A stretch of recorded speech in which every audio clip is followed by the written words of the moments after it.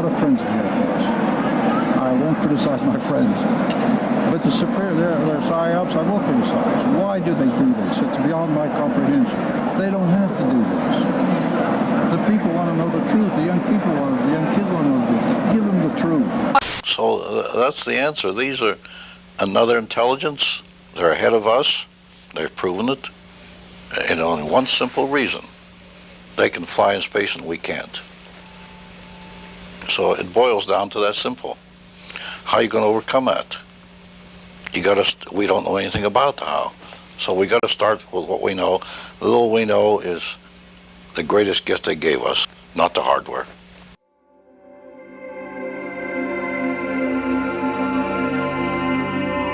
I wasn't at Roswell in 47. 47, I'd just come back from Italy. I'd been chief of security intelligence in Rome. And in the intelligence business, I was trained really by the British. I was an MI-19. So when I came back, I went to Fort Riley, Kansas. I was stationed there. It was a veterinarian post, and we still had horses. And I was instructor at the intelligence school, and we had an aggressor force So one night, I was a post-duty officer.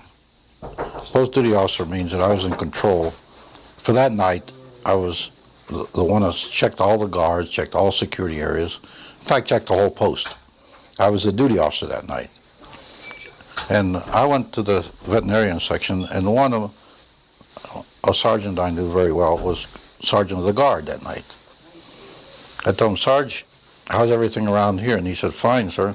I told him, they told me to be careful to watch this area because you have a sense of something sensitive here. He said, you want to see it, sir? I told him, yeah, let's go look. And I knew this sergeant he was a master sergeant. I went back, and there was 5 crates there, like 5 or 6, I think it was 5. I lifted one up, and here's this body there and floating in fluid.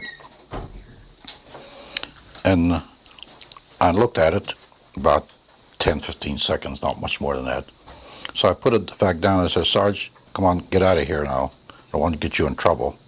Because I'm the duty officer, I can go around, walk around here. But you might get in trouble for coming back. Just come on, let's go. Come out with me. So we went out, and I told him, where did it come from, Sarge? He said, well, 5 trucks are coming through here from an airfield in New Mexico, and they're heading for Wright-Patterson Air Force. Now, in those days, there weren't all these big roads now. In those days, Route 40 was about the only cross-country route, and the route that they took was Route 40, going through Fort Riley, Kansas, and then up to Wright-Patterson Air Force. And I said, well, stay away from her, Sergeant. I don't want you to get in any trouble. I told him I can walk around and see. So, and I started to figure, what was that? First, I thought it was a child, because it was small. Then I looked at this head and all, right away, and this was only happened in a matter of seconds. Then I put the end back down, and the head was different, the arms were spindly, the body it was gray. So right at that moment, I figured, I don't know what this thing is. So like in the intelligence business, I just better put it in the back of my head here and wait till maybe in the future I get corroboration so I can evaluate what it is. So I promptly forgot about it.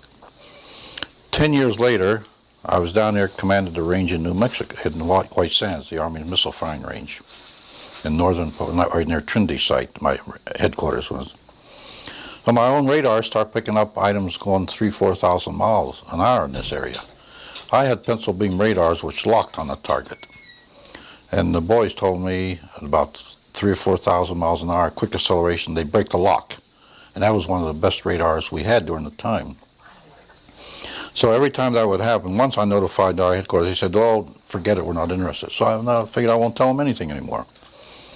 So every time that would happen, I'd tell the boys, bring me the tapes. Because all my computers and my firing had a tape which gave the whole firing sequence. And then we could check it after if anything went wrong, see?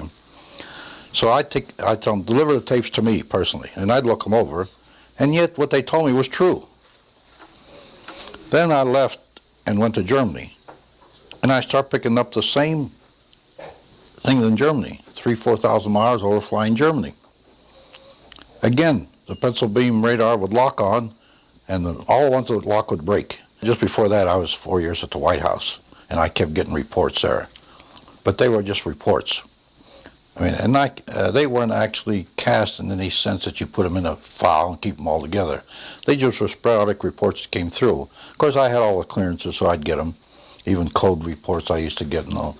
And I did get one time a report that NSA was getting signals from space, which were not just space noise or or unscrambled or something you couldn't read. They were really very perfect and looked like something was guiding them. There was a real message, but we were never able to decode it. This was a very coordinated message. It wasn't space noise or jam or jumble mumble or anything like that, or just noise coming. It was a pattern. So the evaluation might come from outer space, some beings, and I got that report when I was at the White House, because I had the NSA clearances and all. And when I came back, General Trudeau pulled me in. He had reorganized research and development from a secondary mission logistics to a very compact, good unit, about 3,000 officers. It wasn't too compact. And then I went. First, when I reported in, I was a special assistant. Then he created the Foreign Technology Division about a week later and put me in charge of it.